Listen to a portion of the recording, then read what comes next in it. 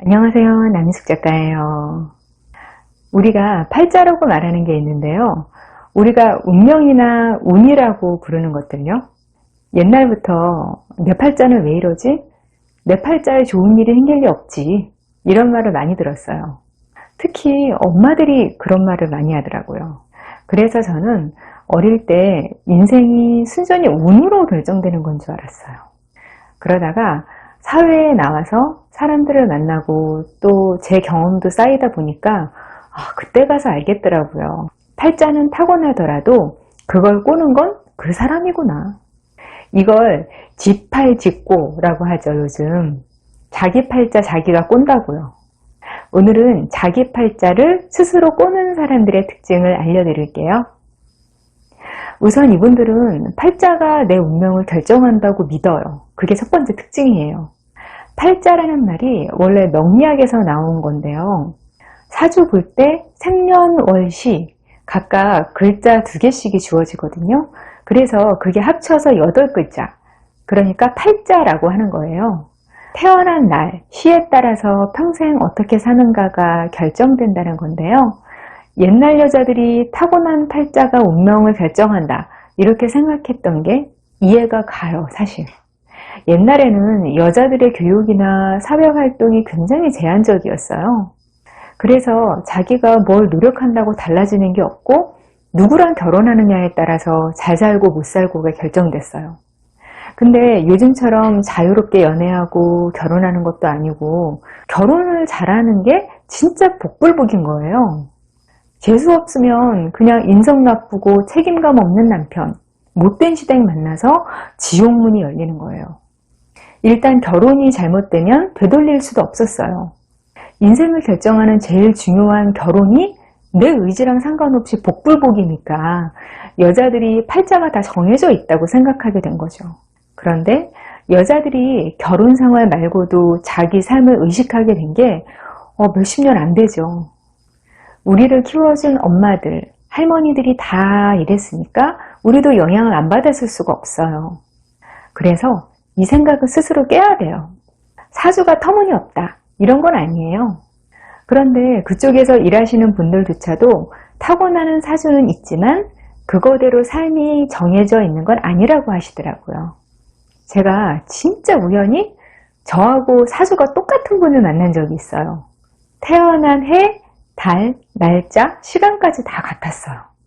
그래서 성격은 어떤지, 어떤 삶을 살았는지 서로 궁금해서 물어봤어요. 기본적인 성향이나 성격은 비슷한 면이 있는 것도 같은데 완전히 다른 삶을 살고 있는 거예요. 일단 그분은 미국 교포시고 저는 한국 밖에서 한 번도 산 적이 없었는데요.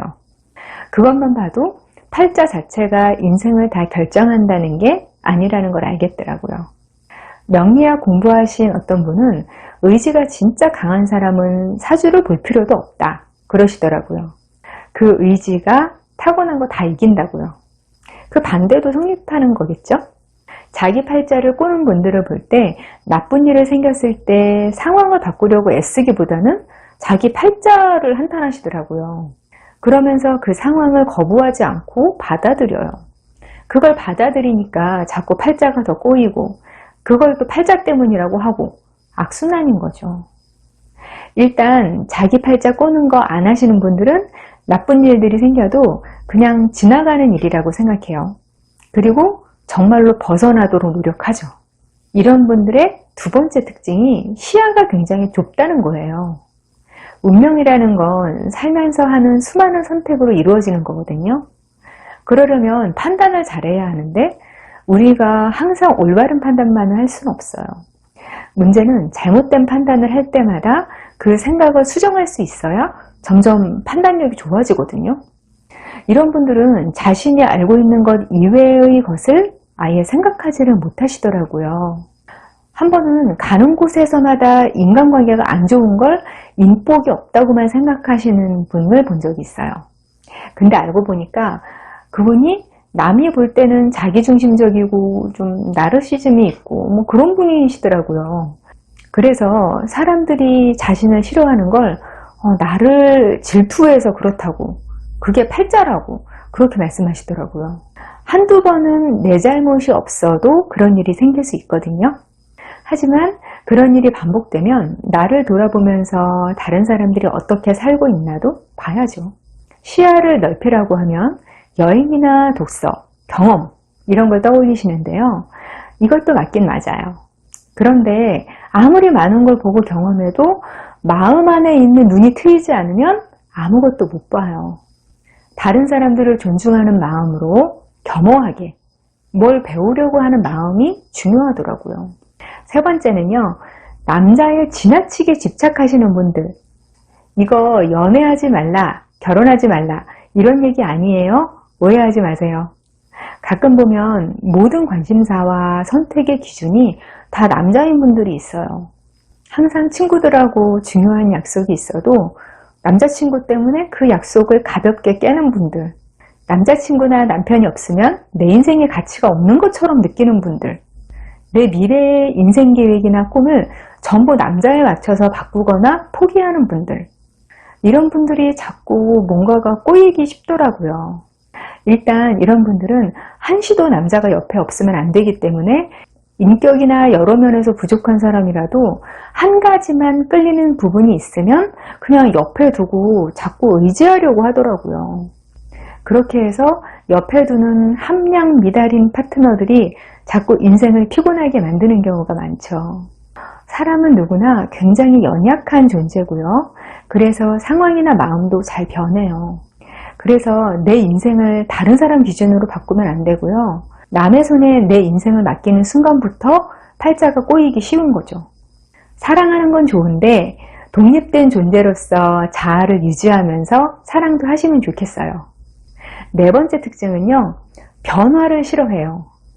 사실 변화라는 건 피곤한 거거든요. 에너지가 필요해요. 팔자를 꼬는 분들이 변해야 할 때 그걸 피해버려서 피해를 보는 경우가 많으세요. 이런 분들 중에서 나는 부지런한데 왜 팔자가 이렇지? 나는 열심히 사는데 왜 팔자가 이렇지? 이렇게 생각하시는 경우가 많아요. 그런데 팔자를 좋게 만드는 부지런함, 운명을 바꾸는 열심은 따로 있어요. 변화를 귀찮아하거나 무서워하지 말아야 해요. 누군가가 가족이 자아상에 너무 안 좋은 영향을 끼쳐서 독립을 하는 게 나은 상황일 수가 있어요. 팔자를 자기가 컨트롤하는 사람은 어떻게든 방법을 찾아서 자기 삶을 찾아 나가요.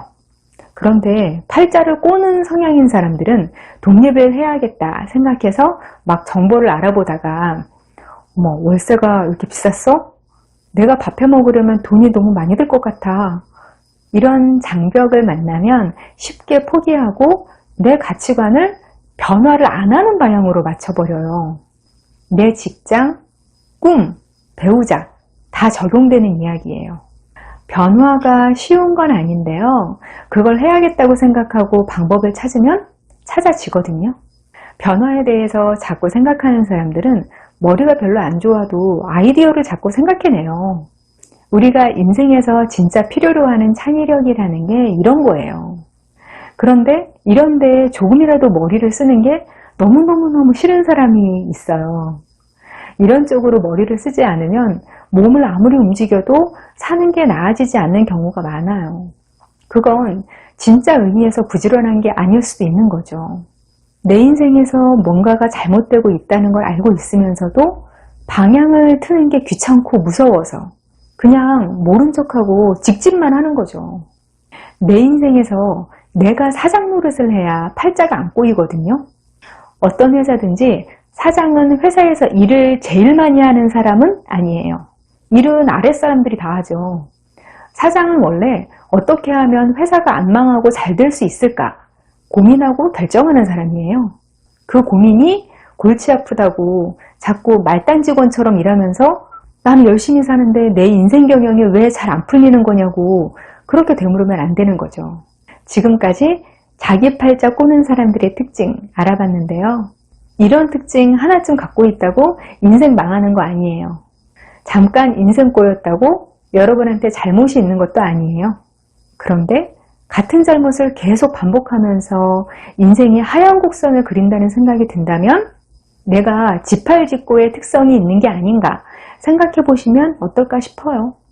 여러분 모두가 내 손으로 좋은 팔자를 만들며 사시기를 바랄게요.